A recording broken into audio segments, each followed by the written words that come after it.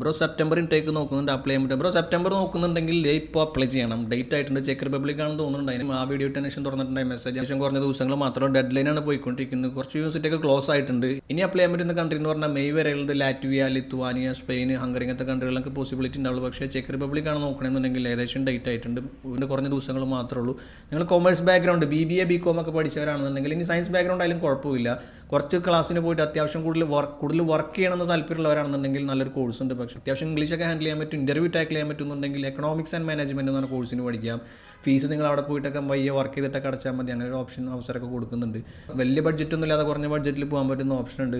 European സ്റ്റഡീസൊക്കെ നോക്കുന്നവർ make മുമ്പ് തന്നെ maximum role എടുക്കുക. കാരണം ലോങ് പ്രോസസ്സാണ്. അത്യാവശ്യം വിസ പ്രോസസ്സും ഉണ്ട്, നോസ്റ്റിഫിക്കേഷൻ ഉണ്ട്, അതല്ലെങ്കിൽ IC വെരിഫിക്കേഷൻ, ഇതെല്ലാം കഴിഞ്ഞ് വരുമ്പോൾ ഹലോ വെരിഫിക്കേഷൻ എല്ലാം കഴിഞ്ഞ് വരുമ്പോൾ നിങ്ങൾക്ക് നല്ലൊരു ടൈം വേണം.